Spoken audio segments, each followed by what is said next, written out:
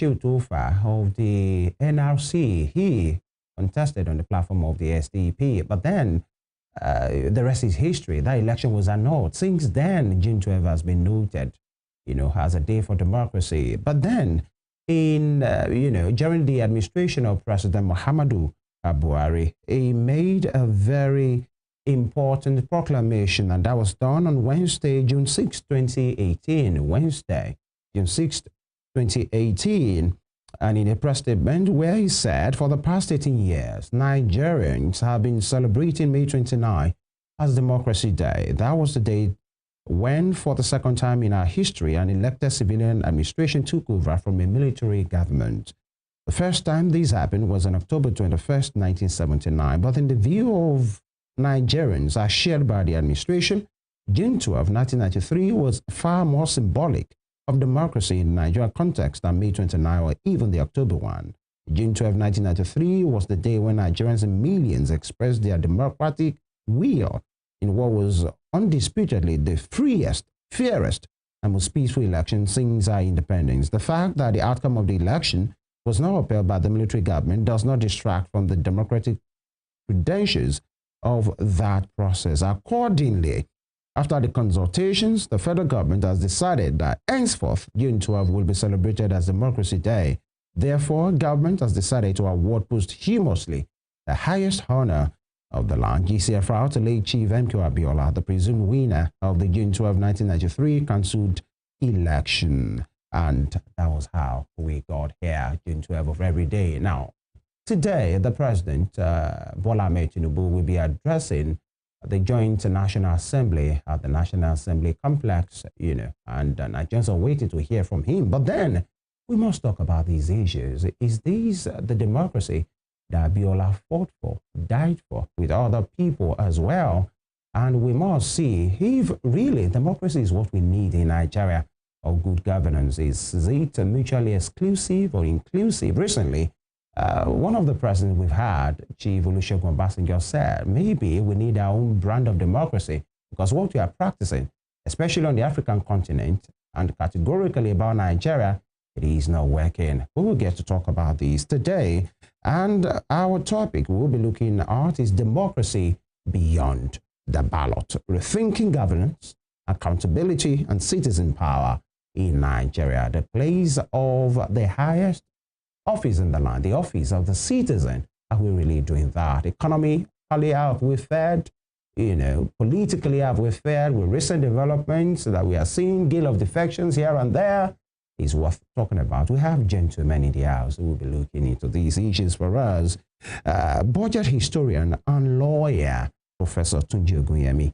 He joins us live in the studio. Prof, good morning. Thank you so much. Thank you for having me. I salute you and I congratulate every Nigerian on this Democracy Day. Democracy Day, all right. And seated right to him is an economist, senior economist with the SPM Professionals and financial consultant, Dr. Paul Alaje. Good to have you here. Thank you so very much for having me. Yeah. Happy Democracy Day to Nigerians. And it was a good battle at the end of the day that federal government decided to recognize MK Abiola as the winner of the election, and also to have conferred on him the highest political position in the country, or rank, GCFR. And today we are here. May 29 was not celebrated, but before now, it used to be Southwest states that recognized June 12 before it now became a national phenomenon. The entire country recognized it as it is today. All right, thank you. Prof, Nigerians are celebrating Democracy Day. In your opinion, Prof, what do Nigerians really want? Is it democracy as a concept of government or good governance at this point? I thank you for this very incisive question. What is important about any kind of governance is service delivery, good governance. The question is whether democracy is necessarily equal to good governance. The answer is no. The fact that a country has a democratic system does not mean that governance will be good. Absolutely not. There are 54 countries in Africa. And these countries in Africa, the ones that are democratic, and where you have significant level of service delivery to the citizens, such that the standard of living, if you like, inflationary rates so low, and the country seems to be secured. There are just 2 of them. Only 2 out of 54. Namely? Namely, Botswana and Senegal. Full stop. The remainder, they are in serious turmoil. And some countries that are not democratic, in fact, some of them are the best governed in the whole of Africa. Example, Morocco, governed by a monarch, an absolute monarch, Mohammed VI. So, the fact that you have a democratic system does not mean that you are going to have good governance. It's not necessarily so. Over the world, around the world, you have a theocratic system of government that is doing perfectly well, better than the country that's even beside it, the Vatican City. It's a country. It's theocratic. It's better administered than Italy. And the Vatican City is inside Italy anyway. So, that's an independent state, anyway. What democracy delivers is simple. From the principles established by those who have theorized about it. 5 principles upon which democracy is founded, which makes it extremely attractive to, quote, unquote, the majority of the people of the world. Number 1, that it is based upon the principles of majority rule. 1. 2, that it respects fundamental rights, so rule of law. 3, that it is crafted upon the principle of periodic elections. And 3, that it recognizes popular will, which is also called popular sovereignty. That is, the will of the people and not those of the rulers shall be done. And then finally, that democracy is founded upon the idea that the citizens have liberty and can approach the courts effortlessly. These are the 5 principles that makes it attractive. But as per whether these principles necessarily mean or will translate to good governance, answer from the statistics, empirical evidence, the answer is no. Absolute no. So the fact that a country is democratically governed does not mean that good governance will be there. Although it ought to be there. The statistics will show you that it ought to be there. But the fact is that, are they really there? If you look at Nigeria, yes, we have a democratic system of government in Nigeria. But has it translated to the best standard of living for the people? The answer is no. So democracy is not analogous to good governance. However, this is very important. Military rule is because people speak about the dividends of democracy and they mistake it for good governance. For example, they say the dividends of democracy, you do good roads, standard of living is so high, you balance your budget, and then you ensure that inflation is low, and then there is investment in the critical sector of the economy. So, job creation. No, because dictatorships even do better. Countries that are run by dictators are doing better. Good example, China. China is not a democratic country by any description. Well, maybe except for Hong Kong, a part of it. But it is doing fantastically well. It is faster in economic growth today than the US. How about that? So the fact that we have democracy will not mean. However, the dividends of democracy, what are they? What are they? They are the intangible things that people tend to underweight. 1, that no citizen is denied his right of choice. That is freedom of political participation.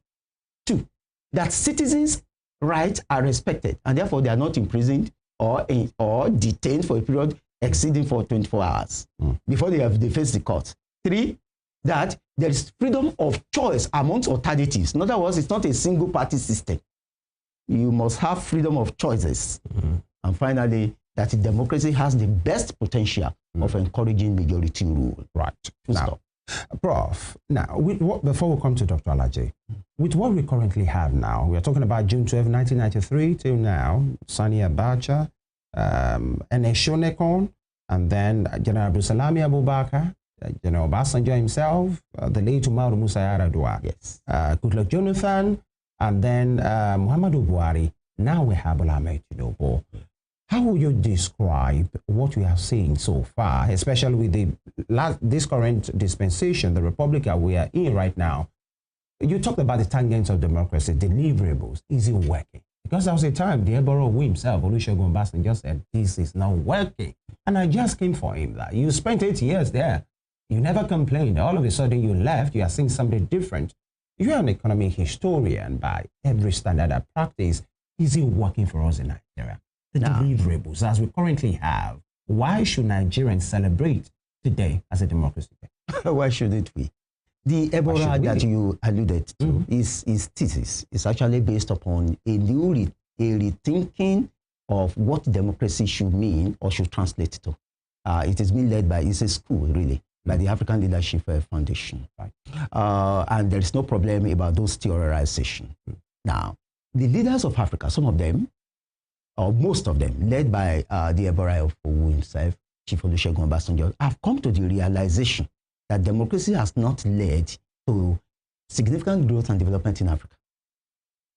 That's their conclusion. And that, I mean, what we really want, is it that we want majority rule or we want to improve the standard and the quality of lives of our citizens? They came to the conclusion that it is the quality of life that really matters. And that for the best form of government, let fools contend. I mean, when you begin to argue about it, this is the best, this is for the fools. Don't argue it. The best form of government is that which delivers the highest quality lives to its people. And that it does not matter how you achieve it. It can be dictatorship, it can be plutocracy, it can be aristocracy, it can be theocracy, whatever. That's their conclusion. They have been frustrated by the statistical, by the results of democracy in Africa. Now, we should not go that fundamentally outside of the realm of the ring of play.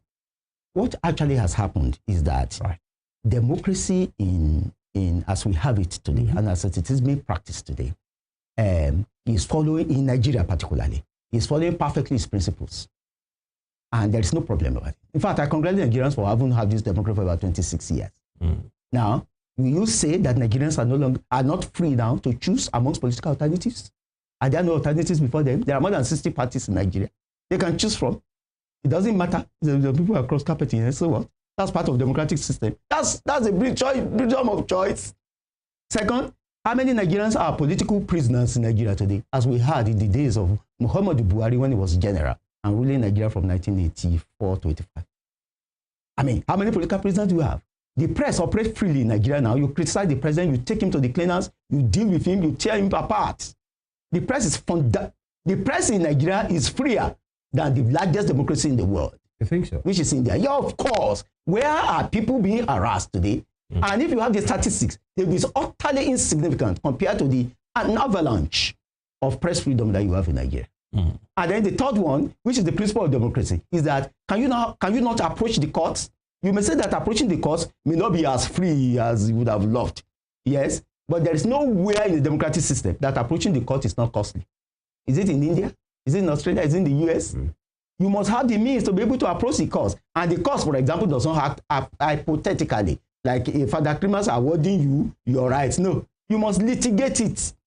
Even if it is so clear, you must still come before the court and litigate it. Prof, my question is... all the principles of democracy are well established in Nigeria. Yeah, in terms of deliverables, quality of lives... That means we are talking about people. You are talking about... Is it working? Good governance. That's a different thing. That's a different thing. What we are practicing is democracy. Yes. And democracy does not mean that you are going to necessarily have good governance. That's it. I just gave you examples of Botswana. Yeah. Perfectly ruled by the people. You know, one of these, I think it was 2 days ago, I got a rating from, they also have an association of universities there. People gathered together, contributed cows to establish a university. They contributed, Botswana is an economy that is based upon dairy and then cattle, farming. They are essentially, Botswana exports milk to Europe. Botswana has never had a military rule in its history. Ditto for Senegal. These countries are well governed. Not that they are rich, but in terms of material richness, but they are rich in the possession of their minds and beautiful in their character. Well, that's what democracy does to a country. It makes you to be rich in the possession of your mind and to be beautiful in your character. And the will to implement good governance. Exactly. Then the deliverables of quality in terms of the leaders being accountable to the people. And those ones are in degrees anyway. The degree by which you can have your leader being accountable to you is a function of how militant enough are your representatives. If your representatives are cooperating with the leaders who are harassing you, there's nothing you can do. Because democracy is not about individuals going, no, it's about group. It's about group. All right, Prof. Coming to you, Dr. Alaje, you are the economist here. Bretton Woods organizations, rather, have commended President Bola Ahmed Tinubu's economic reforms. Ironically, just after the spring meetings, the last spring meetings, the same Bretton Woods organizations came out with, painted a green picture about Africa when they released the Africa Pulse report. I mean, saying that poverty will increase in Nigeria, especially. But now, recently, they've turned around, they've commended these policies, even predicted that Nigeria's economy grew by 3.6%. But the average Nigerian on the street doesn't see it that way. The average Nigerian on the street who knows where the shoe pinches is actually complaining. So how soon will Nigerians start seeing the benefits of these economic reforms? What do we want? Growth or development? How is a nation truly measured? Is it by the numbers? I grew by 2%, 3%. The question is 3% of what? Of an economy with weak currency? Of an economy with high currency? Do a survey today and you can put it on your social media handle. The United States, is it necessarily growing by 4%? Or is it a developed nation? United Kingdom, is it really growing by 4% or is it a developed nation? What matters at the end of the day? Look at United Arab Emirates. Is it growing by 5 or 10% or is it a developed nation? The question will be at the end of the day, what do we want as a people? It is what we want that we guide. So ask, where do you want Nigerians to go? To remain in Nigeria. And remember that the largest part of our population composition are young people. National Bureau of Statistics. They're young people. Would they like to be here permanently? Or if you say that you want to pay, if this organization want to pay for visa for all Nigerians, especially the young ones, people that are below 40, will they stay or will they go? And if they want to go, which country would they like to go? Senegal or the United States? Would they like to go to Ethiopia or they would like to go to the United Kingdom? Where would they? I'm not saying everybody wants to go, but I'm telling you that majority of our young people, I'm tempted to say they want to go. So at the end of the day, when the institution tell us that borrowing money, removing subsidy is good, we say that there is a side effect. What is the side effect? Not my figure. One of the institutions says, if you put 4 people together, 3, maybe I'm tempted to say a little more than 3, are living in abject poverty. That is 75% of everybody, not all Nigerians, everybody living in rural areas are living in abject poverty. The same organization, in this case World Bank, says 40% of Nigeria, and actually it's more, according to their report, living in urban center, they are also living in poverty. Now here is this. They said, don't worry. You can live in poverty, even though African poverty rate is expected to increase, and that includes Nigeria. But if you can sustain the policy, we are saying that these are the same policies that was recommended to South Korea. But South Korea understood the economic miracle will not just come by currency devaluation, not removal of subsidy, but what actually led to, what actually will lead to economic prosperity. What is it that will lead to it? Why is it that with all the policies we have implemented, 1986, exact similar policy was implemented? I was going to mention 1986. Why was it not? Why did it not lead to economic prosperity under structural adjustment program for Nigeria? And implementing this policy, it has caused some relief, I beg your pardon. It has brought some relief to government finances. Because before now, about 6 trillion naira is what government spends in subsidy. That has now been, is no longer what government spends. Government now have distributed that among the 3 tiers of government, namely the federal, the state, and the local government, to share and spend. But why has it not led to development? What did South Korea do? South Korea understood that he that sell to the rest of the world is more superior than whosoever. It's not about population. You can be large population and be poor. Absolutely. And you can be small population and be rich. But what you are selling, what you are producing, what percentage of the world perpetually depend on us? Look at all of us, including Prof, that we are native. Is this native actually made in Nigeria? Look at our ties. Our ties, are they made in Nigeria? Who today in Osogbo is producing for the rest of the world? And when we think, once we wake up and we think, what are we thinking of? The food. Who is feeding us? Who is clothing us? Who is producing our shoes? See, apart from, if you call nations that produces for us, if they say they are not giving us anything, are we going to survive as a people? So development will come when you realize that you must make the rest of the world to depend on you. So when they keep telling us borrow more money, after borrowing, we need to service. It will now lead to, the pressure will continue to the point that we have to devalue our currency. What does that mean? If you have 1 barrel of crude oil, exchanges for, say, 1 mobile phone, what that will be is that when you devalue, 1 mobile phone will now exchange for 2 barrels of crude oil. If you further devalue 1 mobile phone, that is the same number of people producing mobile phone, will still be producing the same thing, committing the same effort. But for us in Africa and in Nigeria, we now need more effort. In order to buy what we used to buy, ask me this question: what has changed?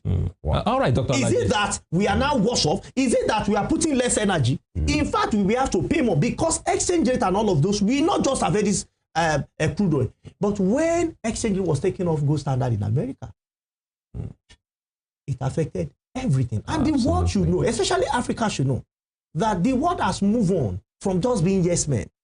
We need to get to a point to ensure that the resources we have, the world can also pay for it based on the value that can help our populations and our nations all over Africa develop. And so the conversation should not just be growth. When I see African nations saying, oh, we are growing by 3%, we are growing by 4%, I laugh because your growth, are they translating to development?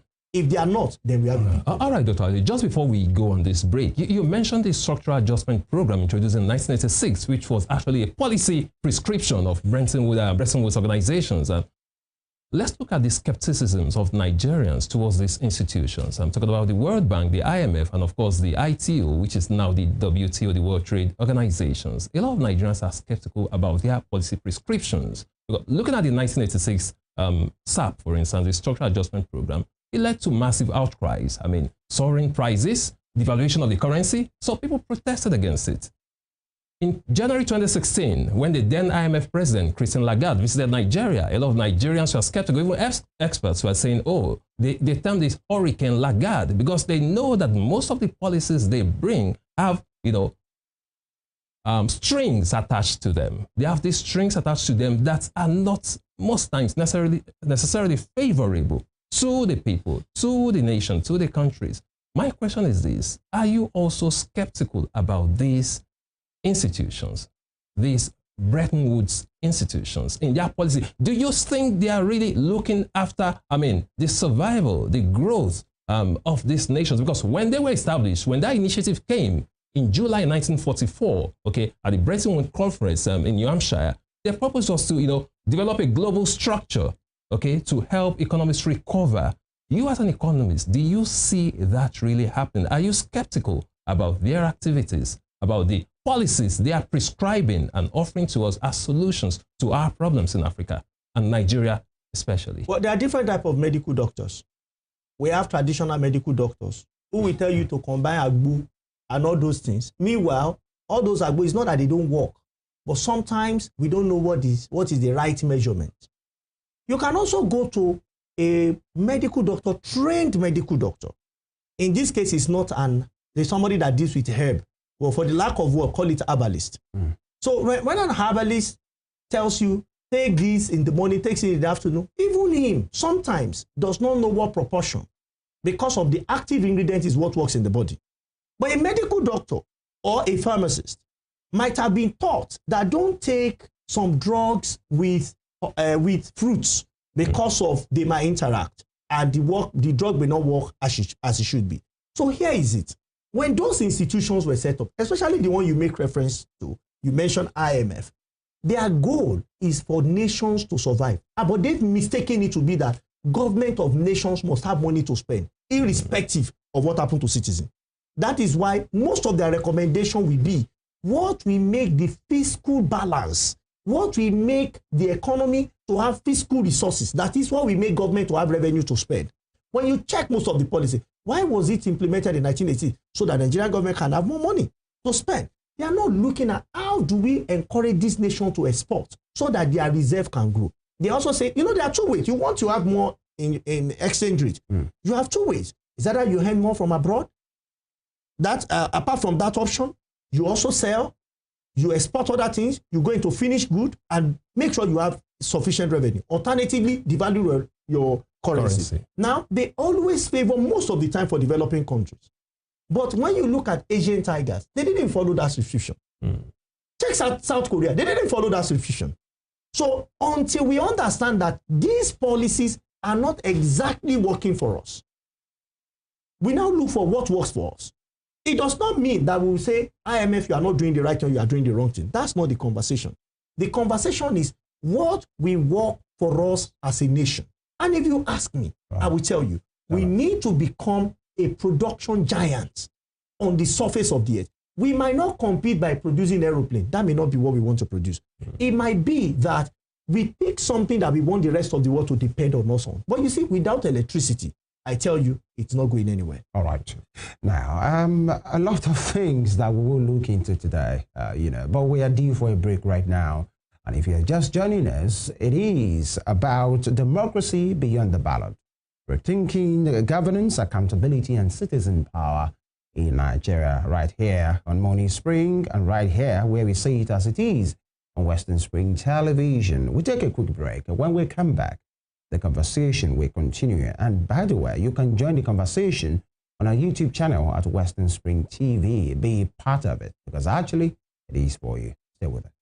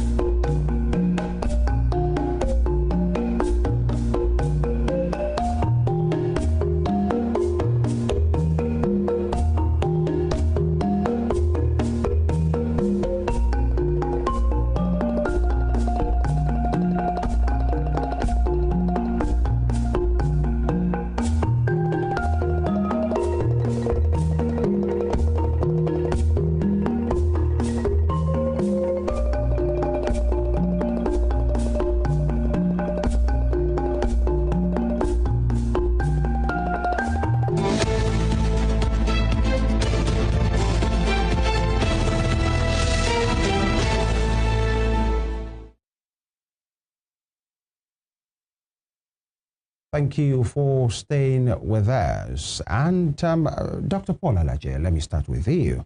Now, comparatively speaking, I want us to, and statistically speaking as well, now there is a document according to StatiSense, GDP per capita, because we are talking about democracy. Democracy didn't just start with Bola Tinubu, especially in this dispensation that we are having, at least from 1999 till now.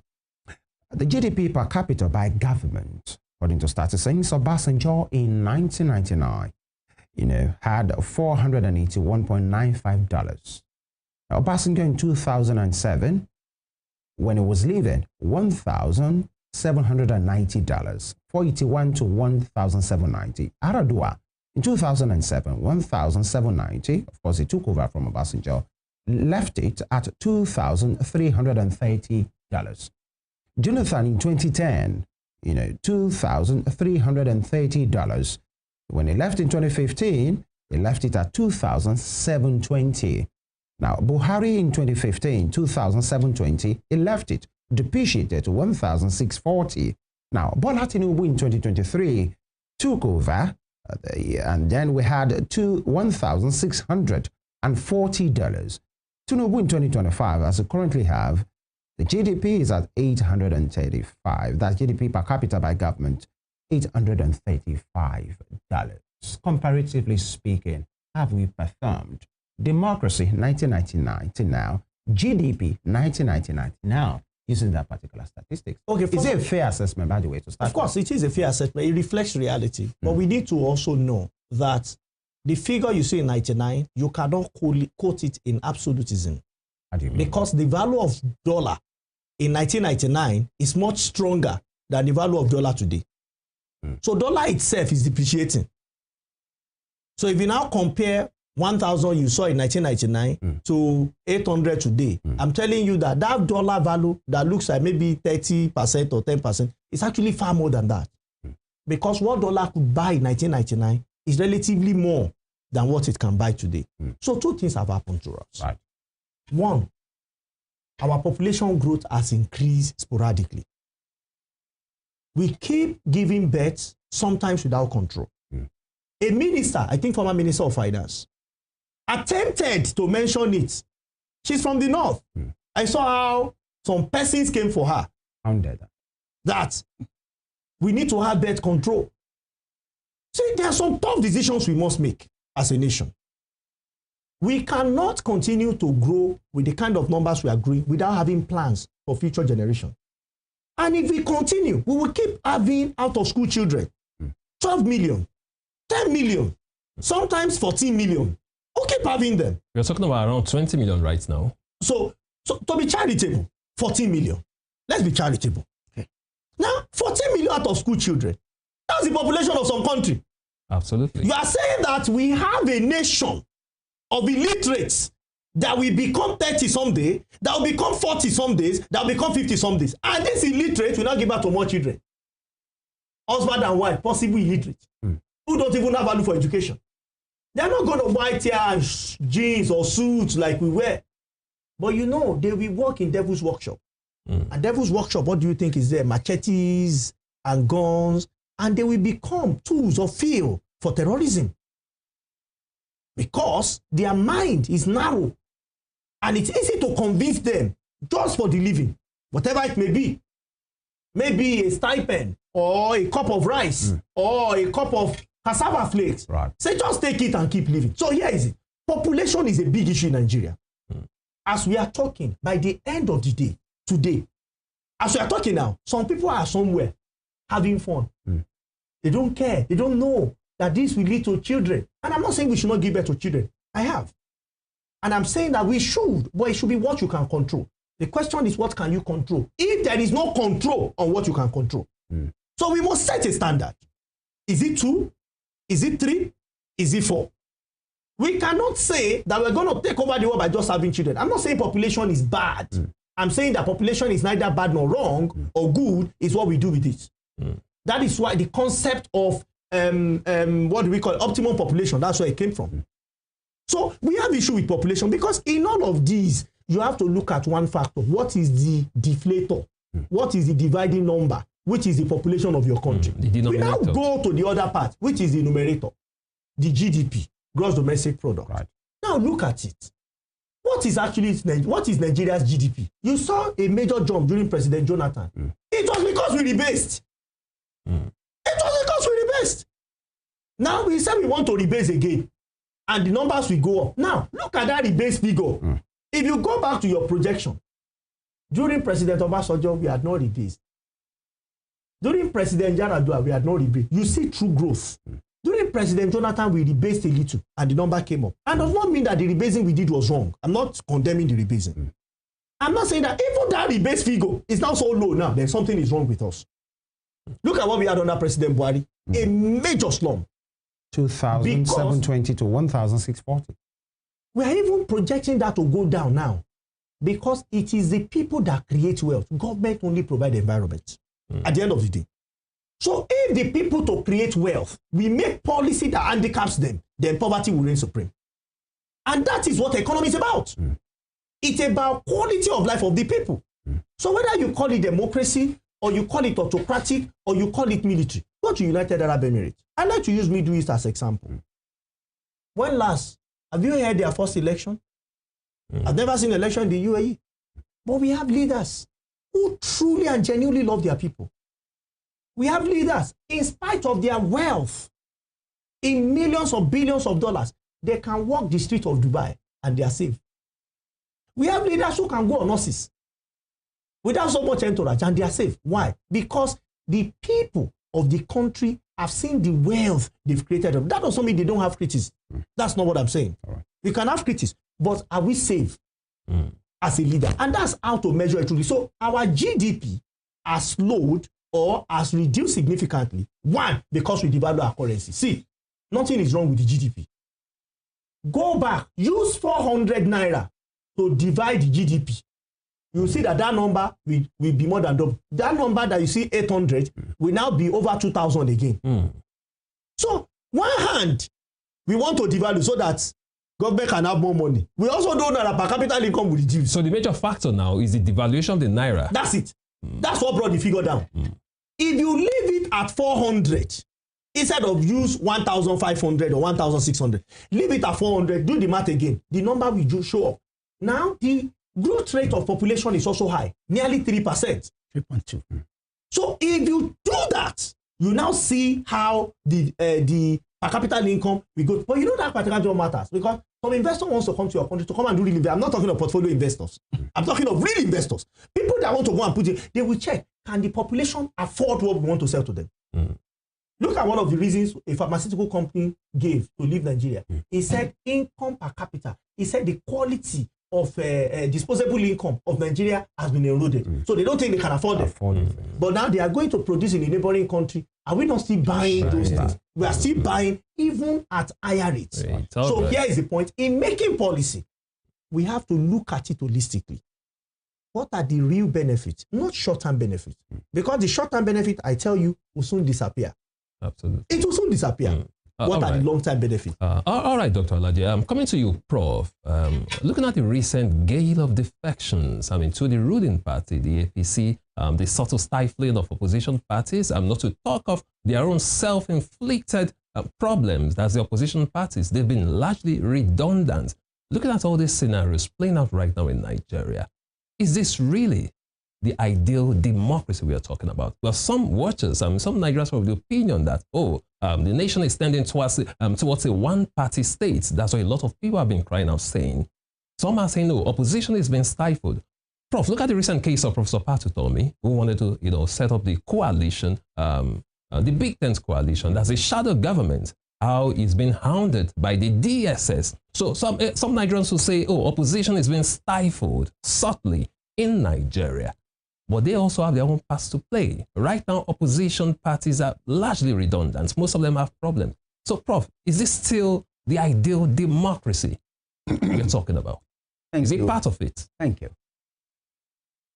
Each time we seek to know whether democracy and the democratic system exists in an environment, just use the 5 principles. If you can find them in significant quantity, there's democracy. So, because party politicking is not compulsory in democracy. Even if you have 0 party, it is still democratic. It can still be perfectly democratic. Because the 0 party system means that you can just use individuals, just approach the people. Vote for me on the basis of my merit, what I've done, what I can do, the records of my performance. That's all. It's democratic. It is not, it need not be party. At any rate, party is only a vehicle to putting people in government or govern. Not that it is the essence of democracy. No. Yes, party politics is good in organizing, aggregating, as well as in socializing the people, yes. But it does not mean that because you have lesser party or zero party, there's no democracy. However, the issue of cross-carpeting from one party to another party is perfectly democratic. It is in the expression of the fundamental right of Nigerians to choose between alternatives. How about the subtle stifling of opposition? Well, then you have to bring the evidence. The truth of this is that I wonder why Nigerians are so fearful of the possibility of Nigeria sliding into a one-party state. Shouldn't they, Prof? No, because it's not going to be historical. By our nature, by the nature of the Nigerian state and the way that we have grown in our history, one-party system is impossible. It's absolutely impossible. What can be possible in Nigeria is a two-party system. We tried it in Babangida's time, from I think 1989 to 1992. Yes, SBA, you have the SDB and NRC, and it was government-legislated parties. Government built their headquarters, built their branches, government wrote their constitution, government gave them logo, government gave them personnel. How about that? I mean, you will agree with that is completely outside of democratic system. By government forming parties for people. People should form parties to take over government. Absolutely. Not government establish parties for them to come and take over government. Well, Prof, you talked about stifling. You said I should give evidence. Yes, yeah. Then I give evidence. How about the case of Patutomi I mentioned? Yes, what Professor Patutomi... What the DSS is doing to them. Is that not a case of subtle stifling? Permit me to reply to that. What Professor Patutomi is doing, and that is with absolute respect to his person, he's been a first-class Nigerian by way of his contribution in the CSOs and giving advice. And he has been an online, on-air personality for several years. Salute to his contributions. But what he's attempting to do is an attempt to overthrow the government of the country. He's committing a crime. How do you mean? Good. Now, shadow government? Yes. Crime? Oh, yes. He said shadow government. Yes. Once you say you form an alternative government in the democratic system, you are moving in the precipice of criminality. But Prof, we have this in other parts of the world. No, that means the constitution of that country must have permitted it. Britain. In fact, in Britain, you have a government finance minister and a shadow finance minister. In fact, you have a shadow minister of the exchequer in Britain. But it is absolute illegality under the Nigerian presidential system. Yes. In fact, it's an attempt to overthrow the government. Prof, that is why systems, that's why, yeah. Prof, I'm surprised because you're the first person saying this out publicly, that it's a crime. In fact, what the DSS are doing is that they are too slow in apprehending. Really? Dr. Alaje, sorry, Prof. Dr. Do you agree? Dr. Alaje, do you agree with that? Give my reasons. I'm quite sure. Yeah. Why, Prof? What are the reasons? Because to oppose the government is far, far different from setting up an alternative to that government. And once you set an alternative to a government that is elected by the people, you intend to overthrow it. Look, an attempt to set up a government and actually overthrowing the government in law, as they say. Dr. Prof, let us set the record straight. Yeah. When Professor Patutomi came up with this initiative of the big 10th coalition, he said it was a shadow movement. Yes. And what was their purpose? What was his purpose? He said to provide alternative solutions, to critique. He said to critique government policies and provide alternative solutions to help Nigerians. That was his major, from the beginning, that was what he said. He gave the time of reference. From the beginning, that was what he said. It does not matter. Where's the authority of Patutomi to be doing that? By what authority is he doing it? Which part of Nigeria is he representing? Now, if you begin possibly the CSO, because he did that under the Big Tent movement. And who elected him? Look, the people that are elected in Nigeria to govern Nigeria, there are about 10,000 people. 774 local government, our councils and councillors, all of them, the National Assembly, I think about there are 409. It does not matter what any other person thinks. These are the established authority, the orthodoxy of the Nigerian governance system. If you want to do anything, you do it through your representative. But make your view known. But Prof, shadow government cannot come from government officials. It is from people who want to provide solution. Shadow government is illegal. Let Patutomi show any part of our constitution that permits him to set up an alternative. Shadow government means alternative government. All right, Prof. Now, So alternative government in a democratic system. I really want Dr. Alaji to respond to that. I've seen that, Dr. Paul Alaji, I see you chuckling. Possibly you have some opinion on that, and allow you to respond to that as well. So first of all, I think before I come in with the question, I think the choice of word. Most Nigerians understand what Professor Patutobi meant by saying he wants to look for an alternative. I think also he might not be the first person that would do that have done that. I remember when PDP was in power, the then APC and the spokesperson was Mr. Alhaji Lai Mohammed. He would always say that if we were in office, this is what we would have done, and that was what many Nigerians bought. So there is a skill in the Nigerian politics that those who really want to rescue Nigeria should understand. Because if you don't use the right word, government that you want to criticize, they are the one in power. They can use their agents against you. That's the lesson from this. Is that what we have with the DSS now? I think that's what we have because of the wrong choice of word, of shadow. But we know that it's important for us to have alternative opinion regarding what government is doing. For instance, government feels the best thing is to remove subsidy and to devalue the naira. The alternative opinion will be that we don't think so. But we are not saying that remove government from office, because when you say shadow, there are people that attempt to remove government from office without going through electoral process. They never said anything. No. They never said anything. So I'm not saying they about said. removing the government. See, I'm not saying they said. I'm saying that in the Nigerian context, and that is why for us to actually reap the dividend of democracy, when we refer it to good governance, we need that constitution to be reviewed. As we currently have. You can't go anywhere. Let me give you best case scenario. President Tinubu wants all Nigeria to live quality life. He has a dream.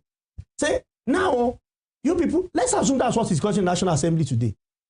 I've listened to the cry of the people. Now, I've told the state governor, we need to come together to work. If a state governor says he's not agreeing, what will he do? What will he do? He has his budget that's independent of the federal government. And there are 36 of them, including the FCT. It's a constitutional thing. It's a constitutional thing. And local government say, I fought for your autonomy. And local government say, President, you want us to do this road from this point to this point. That's not what we want. We want to be sinking borehole. What will they do? Nothing. So the constitution, to a large extent, is limiting. All right. Now, limiting for us. If time permits, we'll talk about the constitution as well, because a certain group called the Patriots have called for the complete overhaul of the constitution to say we need a brand new one. I think so. But then we'll come to that. Now, talking about PBAT, that's President Bola Ahmed Tinubu. Now, there has been a potpourri of reactions, with the hardline decisions that he has made. And some have praised him that he's an audacious leader, removing the subsidy in which all the presidential candidates, the 2023 election mostly said they were going to do. And some have bashed him as well to say these sudden decisions regarding the policies, you had no plan for them. Even if you have a noble intention and your intentions are good, where has it led us? But some will say, head or tail, this decision must be taken, and we should praise the president for taking those decisions. Here we are, 2 years down the line. What do you make Chimamanda of those decisions? Chimamanda told us the danger of a single story. Those advising authorities in Nigeria and by extension Africa, they like to tell us only a single story. They don't balance the effects of policy they advise us to take. They tell us if you remove subsidy and you devalue your currency, your revenue will surge. You will have money to construct road. When you do that, you will have money even for election. When you do that, you have money for electricity. When you do that, so they will tell us all those. But they will not say that you actually don't have the power to make this thing happen. And while that is going on, what is happening to minimum wage? Remember, I advised, you called me on one of your programs. Right. And advised Nigerian Labour Congress, don't settle for less than 100,000 because econometrics cannot lie. I saw the Labour president saying that we now have 70,000. It's more than times 100 of what we used to earn as minimum wage. I said, what you will see in expenses, it will be almost 300% in terms of costs of what you used to earn. So you had better stay with your people and fight, not physical fight, but debate, intellectual discourse, such that not less than 100,000 gets to you. What is the matter today? If you are on minimum wage, so you know that World Bank already classify you as poor. Because for you not to be poor, you need to be $2.15. $2.15 multiplied by 30. Multiply it by 1,600. Or you want to be charitable, multiply it by 1,550. Then you know that everybody on minimum wage is said to be poor. So what do we want to build? A rich country? A fair country? Dr. Alache, yeah, just to add, with the benefit of hindsight now, because when the president gave this decision, in fact, many persons have said it was an out of the script proclamation at that time. And that was the first day, in fact, the first few minutes of him in office when he made that proclamation and all of those things. Will you say, with the benefit of hindsight now, it has been a bad call? Well, I would say that those who advised the president and or some other, not only him, the frontline runners in that election, they were given the same advice. And that is why they all said the same thing. We're going to remove subsidy. Yes. And it's not far from the same institution that knew that among these three people or four, there will be a leader. And they were right. The postulation was correct. But what the leaders did not ask them, whether in opposition or ruling, is that how will this thing be? What will happen to poverty? They advised President Buhari, no matter how you criticize President Buhari, yeah, he made his economic mistake. He shouldn't have closed the border. He made his economic mistakes. But it does not mean that he was the bad leader ever. President Buhari said, what will happen to the people? What will happen to the people? Because why are you governing? You are governing because of the people. Now, the effect on the people is what our leaders did not ask. And not just those in ruling party, even in opposition. And that is why we have a responsibility to say that with the benefit on hindsight, we should, anytime we are meeting with this institution, select our best. We have them in our universities. We have them as captain of industry. We have them everywhere. Select our best to represent us. We mustn't know everything. The president can be a finance person, but he may not know economic negotiation. They are two different things. Absolutely. My PhD is in finance. My second PhD is in economics. What I was taught in finance is different from economics. It's completely different. They might be related to some extent. But you cannot use accounting knowledge to make economic projection. It will lead in disaster. Exactly. So that we announce it does not mean it's right. Because before that, we should have seen what that will translate to in cost of transport. We would have seen what that will translate to in the man who wants to bring his corn from his farm to Osogbo. How will he bring it? He will still enter the same vehicle. Or we will now say that, no, don't worry, let's trek, let's endure for the next 10 years. Is that what we want? The answer is no. All right, Dr. Alaje, let's speak to the next question. I'm directing that to you, Prof. Okay, all right. Just before you attend to that question, I'd like us to go on this break. We do for a break. When we return, the program continues. Please stay with us.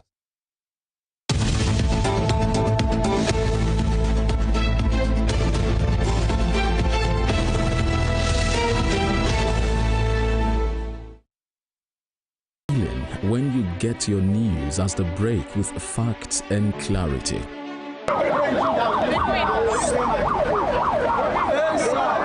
Our news are reported as it is. In Africa, and all those who masterminded the way it happened, we have to pay a price. Enjoy Western programs, projecting culture and tradition to the world.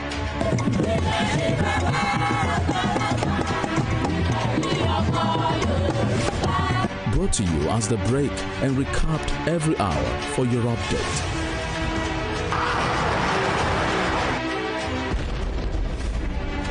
Fellow Nigerians, how to improve your welfare is of paramount importance to me. Produced and brought to you in a unique way never before seen. Western Spring. And Western Spring Television. Television is coming home in your color and culture.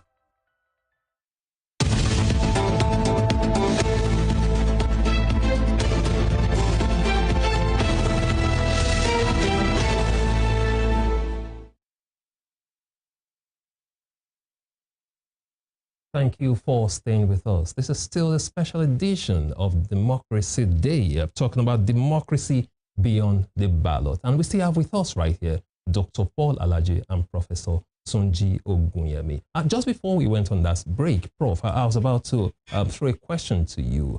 A lot of experts, including Dr. Paul Alaje here, have argued that productivity is actually the way out of the doldrums. What do we have in Nigeria right now? We've seen agricultural hubs, becoming religious hubs.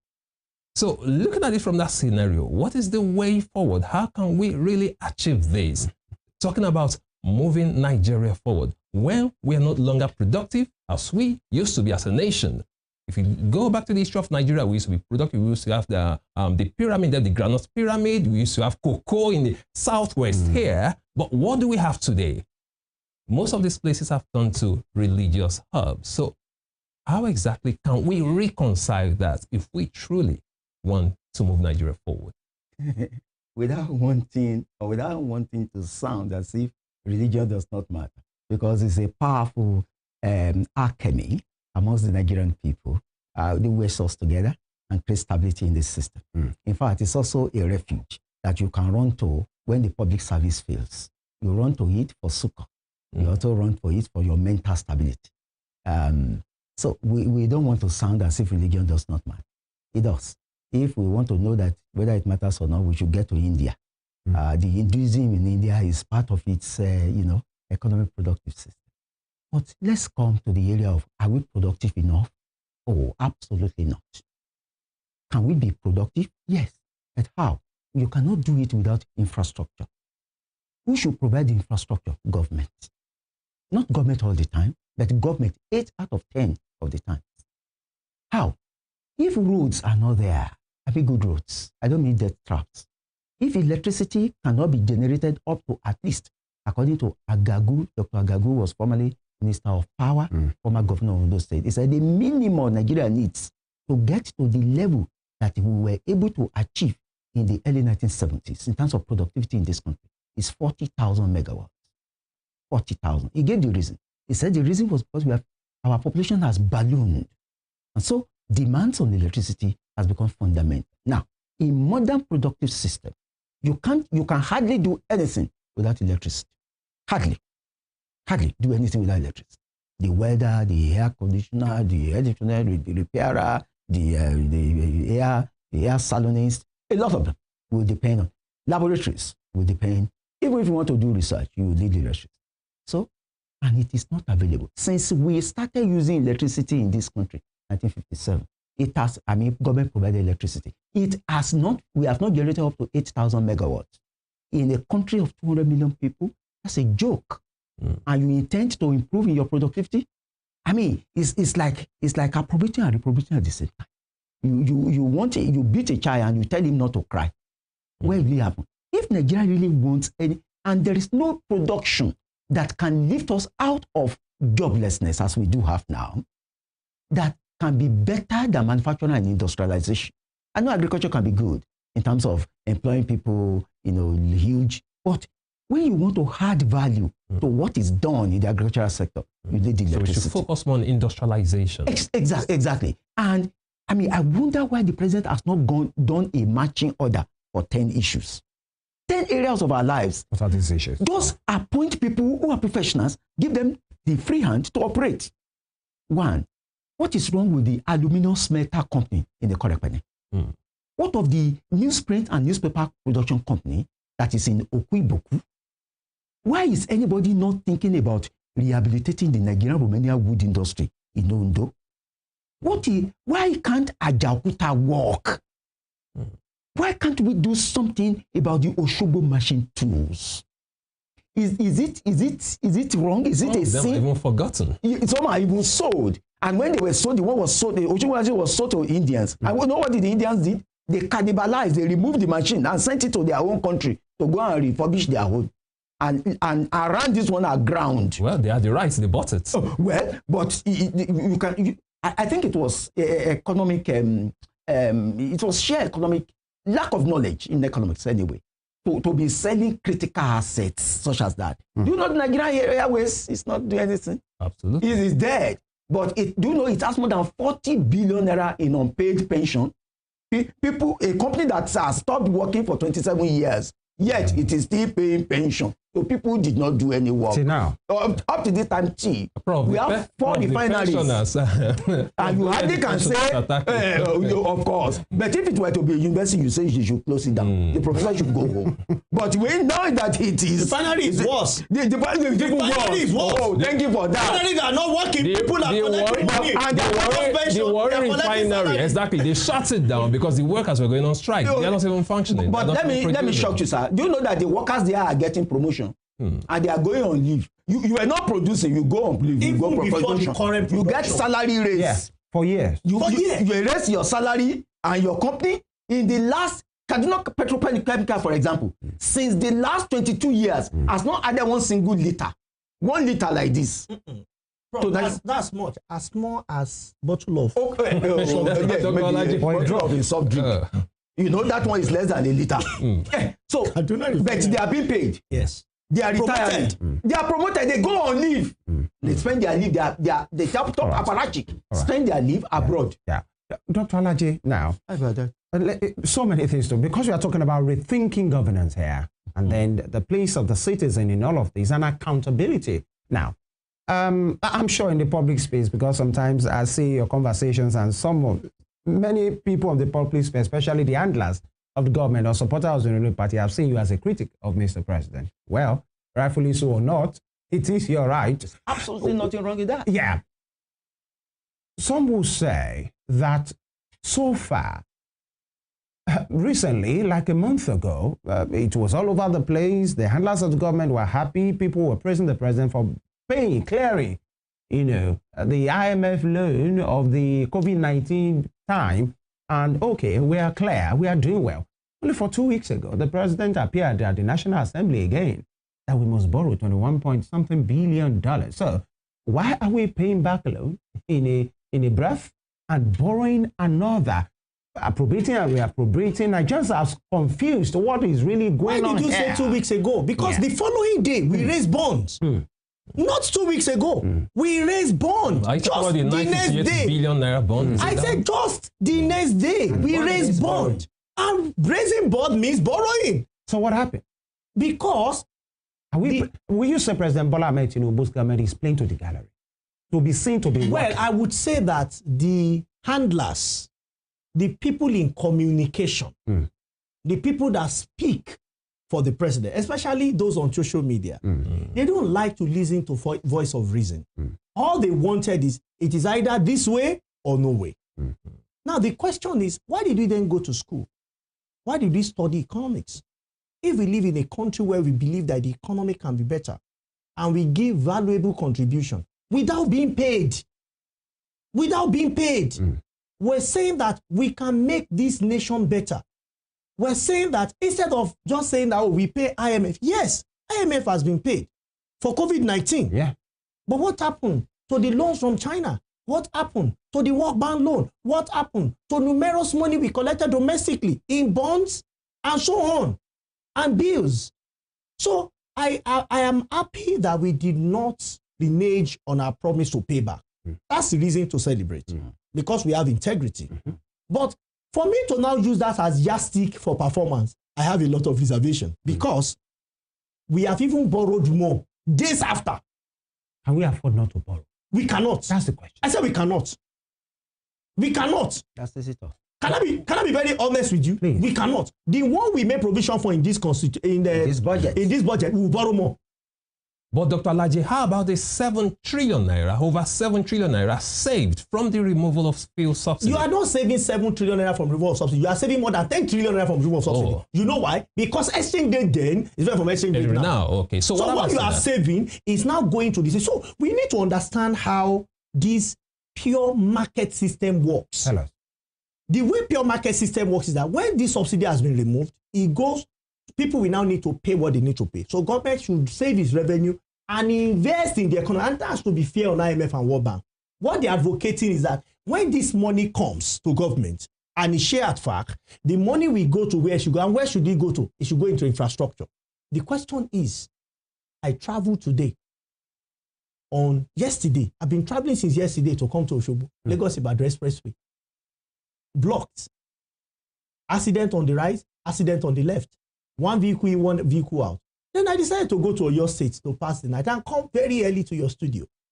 Do you know that the road, and you can confirm this, is in a very sorry state? That's a federal government road. Do we have state roads that are even better off? I tell you, as much as this revenue has been released, it has been released. We have the record. How many states have actually implemented? Because the dividend of democracy we are looking for will not come to us from federal government. It should come from federal, state, and local government. You used to know that some states find it difficult to allow local government to run autonomously, in spite of the fact that Supreme Court judgment was very clear. What is the investment you have seen in states? So when you say that, can we say that because we paid IMF loan, it tantamount to good performance? That's not what economics is. All right. Economics use parameter, but if there is no time, I will leave it. Okay. All right, Dr. Alaji. We are running out of time, and I'd like to ask you this. For Nigeria so far, it's been a roller coaster journey, economically speaking, for the Nigerian nation. How would you see it as an economist? Do you see it, are we having a problem of lacking a master plan, or just it's just a policy problem? No, we want to get to a destination overnight. We want to get to destination of economic prosperity overnight without having where we are going. We just want to appear at that destination. What is the watchword for America, or the cliche of America, or something that guides America? Is liberty. That's why the liberty sometimes is taken to the extreme. When you look at Israel, it's defense. That's when I mention Israel, what comes to your mind? Security, defense. When I mention America, what comes? When I mention UK, what comes? When I mention Nigeria, what comes to your mind? Poverty. And you can take the sample on your X handle, social media handle, or Twitter. That when I mention Nigeria, what comes? You see, leadership, everything lies on leadership. Our leaders must make us think in certain ways to say that when Nigeria is mentioned, this is what comes to mind. Let me also say this. So is it a policy problem? Is it a problem for having a policy somersault, or is just lacking a master plan? Problem. If we have the assumption of policy president made or the government has made, if the assumptions were right, the assumption is that the number one assumption is that when we remove subsidy and we devalue the naira and share, the money will go to the economy. The question is that, is the money coming to the economy? The answer is no. The central bank governor said in one of the MPC meetings that they've seen a trend that when monies are released to governors, the exchange rate is going up. What does that mean to you as a researcher? Could it be that when it's released, people are using the money to buy dollar and the price is going up? I'm talking of central bank governor. And he said it in an MPC meeting. What does that mean to you? Although that has stopped after several public outcry, because we are paying for it. That has stopped. That's one. Two, there is no economic miracle. At least my years of studying economics and following nations, there is no economic miracle that will come to any nation who does not have sufficient electricity. Just like all you will be doing is just to be managing the situation. You can be painting pig with Mary Kay or use the best powder. If you like, use Tara powder. A pig is still a pig. A pig is a pig. As beautiful as that powder is, as good as Mary Kay, you can paint it anyway. You must get electricity. I've advised Mr. President. I love him. Even more than the people that think we are criticizing him. I am not criticizing him. I want the best for him. He's a president that wanted to be president. Many of the presidents never planned to be. He planned to be and he won. You think I will not like such person? I love him. But my problem is what we deliver, what we make his name to remain on the sand of time, which is what I want for him. Not people just want to praise him. I want his praise to start the day he leaves office. And it will be permanent. So what should we do? Well, with power. Mr. President, focus on power. And this power, I'm not saying that you will generate it overnight. I heard a minister saying that even the remaining subsidy band B and the rest, they will remove it. I laugh. I hope you know they're still owing Gencos about 4 trillion naira. They're still planning to pay. The question is what the type of privatization we did, was that right privatization? The people that brought over the discourse, dancing on the street, are they able to provide electricity? Right. The Gencos, are they able to? Who is managing a transmission today? How many times has transmission collapsed? You say you want to liberalize a sector. Parts for distribution, generation, parts federal government, parts the people. So much but distribution, it's important. Transmission company, we don't know whether it will collapse tomorrow. But who is managing it? Is it the Nigerian people? Is it private sector or government sector? Right. You see, we need to re-audit the entire process. If we don't, forget it.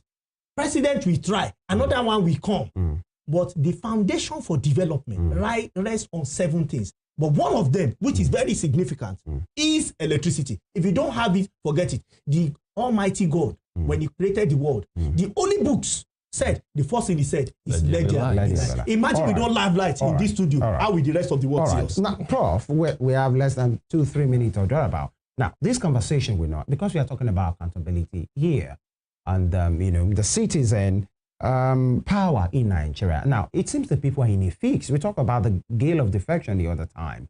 And 2027 is still like more or less like 2 years away. But what we are seeing now, everybody knows where the interests of the politicians are. Now, the fine line between the arms of government is being eroded by the day. The principle of check and balances that the National Assembly has, the duty, constitutional responsibility, it's like it's no more there. Now, the APC had the National Summit a few days ago, and everybody that matters at the National Assembly were there endorsing the president. It was supposed to be a party affair, but then Nigerians are worried. Now, everything, it seems the fine relationship that we are seeing right now, that's what it is called, is injurious to Nigerians and the citizens having their thought and interest being represented at the National Assembly. When you see the National Assembly chairman, that's Senator Akpabio, Jibrin Barau, the Speaker, Tajuddin Abbas, everybody lining up to say you have done. In fact, you should not just be the candidate of APC, you should be the sole candidate of Nigeria. Nigerians are worried. You talked about democracy earlier. Are we not having a state capture here? Or would that be an extreme? You put it in such a way as to give the impression that crimes are being committed by party men supporting their leader. I mean, so you surprise me.